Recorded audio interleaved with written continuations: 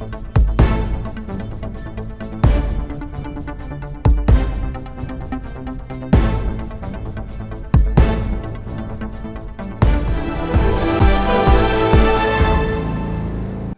నేను ఋషి. Welcome to ఋషి రిపోర్ట్స్. ఆంధ్రప్రదేశ్లో అసెంబ్లీ పార్లమెంటు ఎన్నికలు ముగిశాయి. 175 అసెంబ్లీ, అలాగే 25 పార్లమెంటు, అలాగే తెలంగాణలో కూడా పార్లమెంటు ఎన్నికలు ముగిశాయి. సో ఎన్నికలు ముగిసి 2 రోజులు అవుతోంది. 13 సాయంత్రం పోలింగ్ పూర్తయింది. అయితే అఫీషియల్గా 81.86% పోలింగ్ నమోదైందని ఎన్నికల సంఘం అధికారికంగా లెక్కలు ఇవాళ విడుదల చేసింది. అందులో అత్యధికంగా 90.9% దర్శిలో పోలింగ్ నమోదైతే దర్శి నియోజకవర్గం, ప్రకాశం జిల్లా, తిరుపతి 63.32% అత్యల్పంగా పోలింగ్ నమోదైంది. సో గతంలో కంపేర్ చేసుకుంటే 2.09% పోలింగ్ ఎక్కువ నమోదైంది 2019 ఎన్నికలతో మనం కంపేర్ చేసుకుంటే. సో పెరిగిన ఈ 2% సంబంధించే ఇప్పుడు ఇటు వైఎస్ఆర్సీపీ, ఇటు తెలుగుదేశం కూడా 2 పక్షాలు ఎవరికి వాళ్ళు మాదే గెలుపు అనే ధీమాలో ఉన్నాయి. అయితే చాలా క్లియర్గా మొదటి నుంచి ఇది టఫ్ ఫైట్ అనుకుంటున్నాం కాబట్టి ఎవరో ఏ ఒక్క వర్గానికి ఒకళ్ళకి థంపింగ్ మెజారిటీ వచ్చే అవకాశం అయితే లేదు. ఖచ్చితంగా ఎవరు గెలిచినా కూడా అది దాదాపుగా కూటమి కాబట్టి ఇటు 3 పార్టీలకు కలిపి చూసుకున్నా, లేకపోతే ఇటు వైఎస్ఆర్సీపీ ఎవరు గెలిచినా కూడా గతంలో లాగా భారీగా 150లు, 140లు, 130లతో గెలిచే అవకాశం ఉందనైతే నేను అనుకోవట్లేదు. సరే, పోలింగ్ ముగిసిపోయింది, మహిళలు భారీగా పోలింగ్లో పార్టిసిపేట్ చేశారు అని మనకి రిపోర్ట్స్ వచ్చాయి. అలాగే యూత్ కూడా పెద్ద ఎత్తున ఇటు నగరం నుంచి వెళ్ళారు ఆంధ్రప్రదేశ్కి, బాగానే పార్టిసిపేట్ చేశారు. సో ఎవరి వైపు వాళ్ళు ఉన్నారంటే సంక్షేమం బ్రహ్మాండంగా చేసి బెనిఫిషరీస్ అవన్నీ పొందిన జగన్మోహన్ రెడ్డి వైపు ఉన్నారా, లేకపోతే అంతకన్నా ఎక్కువ సంక్షేమం చేస్తాను, అలాగే అభివృద్ధిలో కూడా రాష్ట్రాన్ని టాప్లో నిలబెడతానన్న కూటమి వైపు చంద్రబాబు నాయుడు వైపు ఉన్నారా అనేది మనకి జూన్ 4 ఫలితాల రోజు తేలిపోతుంది. జూన్ 1 సాయంత్రం ఎగ్జిట్ పోల్ రోజు కూడా మనకు కొంత అవగాహన అంచనా వచ్చే అవకాశం ఉంటుంది. అయితే పోలింగ్ ట్రెండ్ని బట్టి అందరూ రకరకాలుగా చెప్తూ ఉన్నారు. పోలింగ్ ట్రెండ్ని బట్టి ఇటు వైఎస్ఆర్సీపీ తామే మళ్ళీ తిరిగి అధికారంలోకి వస్తామని ధీమా వ్యక్తం చేస్తూ ఉంటే, మరోవైపు తెలుగుదేశం పార్టీ, అలాగే జనసేన, బీజేపీ కూటమి కూడా తాము అధికారంలోకి వస్తామనే ధీమా వాళ్ళు వ్యక్తం చేస్తూ ఉన్నారు. సో ఇక అది ఒక ఎత్తు అయితే, పోలింగ్ ముగిసిన తరువాత అంటే 13 తారీఖు కొన్ని గొడవలు జరిగాయి.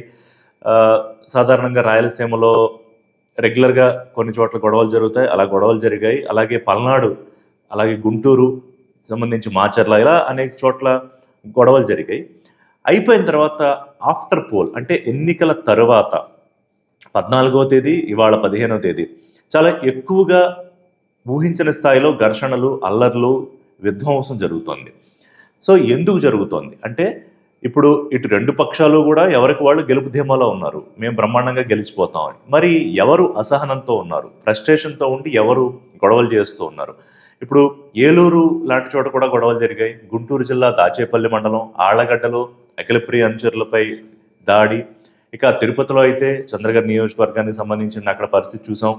గుంటూరు మాచర్ల నియోజకవర్గం, అలాగే అనంతపురం తాడిపత్రి, ప్రకాశం జిల్లా పరుచూరు, అలాగే ప్రకాశం జిల్లాలోని ఎర్రగొండపాలెం, మాచవరం, తిరుపతి రేణుగుంట మండలం మల్లవరం, కర్నూలు జిల్లా నంద్యాల, కాకినాడలో కూడా మలికిపురంలో జనసేన ఒక అతని కిడ్నాపు, గుంటూరు జిల్లా పల్నాడులో రాళ్లదాడి, కడపలో టౌన్లో రాళ్లదాడి. ఎందుకంటే దాదాపుగా ఎక్కడో అక్కడక్కడ ఉత్తరాంధ్రలో పెద్దగా ఏం రిపోర్ట్ కాలేదు, మిగతా చోట్లన్నీ ఏదో రకంగా అంటే ఇటు వైసీపీ వర్సెస్ టీడీపీ ఘర్షణ కానీ, లేకపోతే వైసీపీ వాళ్ళు తెలుగుదేశం మీద దాడి చేయడం కానీ, తెలుగుదేశం వాళ్ళు వైసీపీ మీద దాడి చేయడం కానీ. ఇక్కడ ఎందుకు దాడులకు పాల్పడాల్సిన అవసరం వచ్చింది? ఇంతకు ముందు గతంలో ఎప్పుడు ఎన్నికల సమయంలో కానీ, ఎన్నికలు అయిపోయాక కానీ ఈ స్థాయి దాడులు, ఘర్షణలు మనం విట్నెస్ చేయలేదు.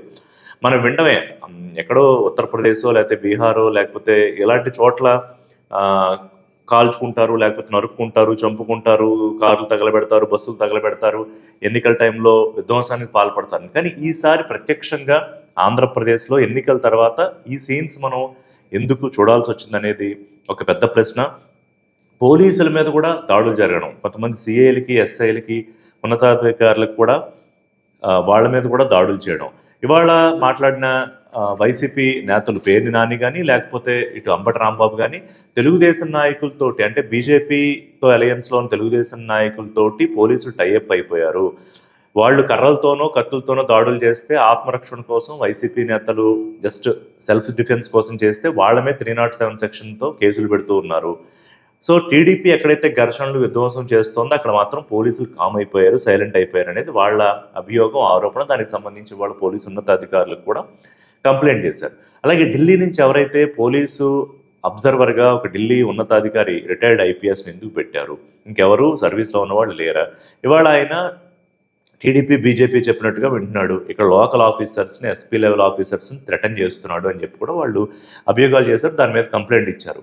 మరొక ఇంపార్టెంట్ అబ్జర్వేషన్ ఏంటంటే కేంద్ర ఎన్నికల సంఘం సాక్షాత్తు చీఫ్ సెక్రటరీ ఆఫ్ ఆంధ్రప్రదేశ్ అలాగే డీజీ హరీష్ గుప్తా వీళ్ళిద్దరికీ కూడా సమన్స్ జారీ చేసింది. అంటే ఎన్నికల రోజు సెన్సిటివ్ ప్రాంతాలు గొడవలు జరుగుతాయని ఇన్ఫర్మేషన్ ఉన్నా తగిన జాగ్రత్తలు ఎందుకు తీసుకోలేకపోయారు? అలాగే ఆఫ్టర్ పోలింగ్ జరుగుతున్న అల్లర్లను ఘర్షణలను ఎందుకు కంట్రోల్ చేయలేకపోయారు? నేరుగా డైరెక్ట్గా వచ్చి మీరు మాకు రిపోర్ట్ చేయండి అని.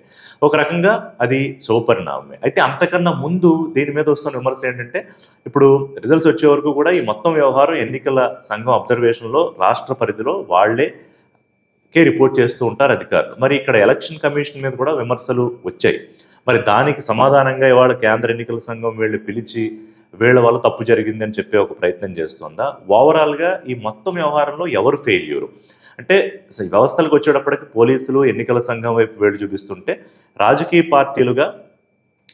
పార్టీల అధినేతలు తెలుగుదేశం చంద్రబాబు నాయుడు లెటర్లు రాశారు, వైసీపీ వాళ్ళు విధ్వంసం చేస్తున్నారు అని చెప్పుకుంటూ వచ్చారు. కానీ ఆయన తెలుగుదేశం పార్టీ కార్యకర్తలకు ఒక పిలుపుని ఎందుకు ఇవ్వట్లేదు? లేకపోతే వైసీపీ అధినేత నిన్న సాయంత్రం ట్వీట్ చేశారు, నన్ను ఆశీర్వదించడానికి వచ్చిన అనేక మంది మహిళలు ప్రజలందరికీ ధన్యవాదాలు, తిరిగి ఇలాంటి పరిపాలనే కొనసాగిస్తానని. కానీ ఈ దాడుల విషయంలో ఆయన ఎందుకు పిలుపునివ్వట్లేదు? సరే, జనసేన వాళ్ళు ఎక్కువగా పార్టిసిపేట్ చేయట్లేదు, జనసేన నేతలనే కొంతమందిని కిడ్నాప్ చేశారు. కానీ పవన్ కళ్యాణ్ లాంటి ఒక నాయకుడు కూడా బయటకు వచ్చి మాట్లాడితే ఖచ్చితంగా బాగుండేది. జనసేన పార్టిసిపేషన్ ఎక్కువ ఉన్నా లేకపోయినా ఆయన బాధ్యతగా. సో ఓవరాల్గా ఇక్కడ నాకు అర్థమవుతున్న విషయం ఏంటంటే ఇరు పక్షాల్లోనూ కూడా ఎక్కడో ఒక రకమైన గెలుపుకి సంబంధించిన అత్యుత్సాహమో లేకపోతే ఓటమి పాలవుతామో అన్న నిర్లిప్తతో ఈ రెండిట్లో ఏదో ఒకటి చోటు చేసుకుని ఉండాలి. ఈ రెండు పక్షాలు కాకుండా ఇంకో థర్డ్ ఆల్టర్నేటివ్ ఏదో వచ్చేసి ఇక్కడ రాష్ట్రంలో చొరబడి దాడులు చేస్తోంది అనుకునే పరిస్థితి లేదు. అలా అయితే ఇంటెలిజెన్సో లేకపోతే వీళ్ళలో ముందే పసిగట్టు ఉండాలి. అలాగే కేంద్ర బలగాల్ని కూడా దింపడం, 144 సెక్షన్ అమల్లో పెట్టడం, కొన్ని చోట్ల 7-8 కేంద్ర బలగాలు పికెటింగ్స్ ఏర్పాటు చేయడం, అంటే ఇలాంటి సీన్ ఇంతకుముందు మనం గతంలో చూసి లేము. ఈసారి ఎందుకు ఎంత దారుణంగా జరుగుతోంది? ఈ అల్లర్లకి ఫుల్ స్టాప్ పడుతుందా లేకపోతే కొనసాగుతూ ఉంటాయా?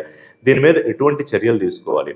సో కార్యకర్తలు కానీ లేకపోతే అనుచరులు అభిమానులు కానీ చివరికి వచ్చేటప్పటికి నాయకులు బాగానే ఉంటారు, కానీ చివరికి బలైపోయేది ఇవాళ కేసులు పెడితే ఆ కేసుల మీద తీయించుకోలేక ఇబ్బందులు పడాల్సి వచ్చేది సాధారణమైన కార్యకర్తలు. ఇంకా సామాన్య జనం కూడా ఇందులో ఎవరన్నా ఇరుక్కుంటే వాళ్ళకు కూడా ఇబ్బంది అవుతుంది. సో దాడులు, ఘర్షణలు, గొడవలు జరుగుతున్న చోట వీలైనంత దూరంగా ఉండడం అనేది మంచిది. అంటే ఇక్కడ మనం బాంబులు చూసాము, రబ్బర్ బుల్లెట్లు చూసాము, లేకపోతే కత్తులతోనూ బ్లేడ్లతోనూ దాడులు చూసాము. రకరకాల, అంటే ఇది జరగలేదు అని చెప్పడానికి లేకుండా అన్ని రకాలుగా కూడా ఇక్కడ ఒక రకమైన ఇబ్బందికర వాతావరణం చాలా స్పష్టంగా మనకి ఆంధ్రప్రదేశ్లో ఈ 2 రోజుల నుంచి, గడిచిన 2 రోజుల నుంచి కనిపిస్తోంది.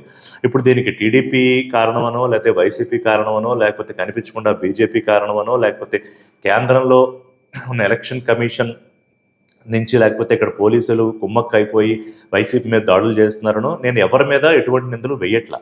కానీ ఎందుకు ఎవరు ఆపలేకపోతున్నారు? పోలీసులు తలుచుకుంటే వీళ్ళంతా కలిపి పాకెట్స్ ఎంతమంది ఉంటారు? 100, 200, 300 లేకపోతే 500. ఒకవైపు సిఆర్పిఎఫ్ బలగాలు, మరోవైపు పోలీసు బలగాలు ఉన్నా కూడా వీళ్ళని ఎందుకని కంట్రోల్ చేయలేకపోతున్నారు? ఎందుకని చోద్యం చూడాల్సి వస్తుంది?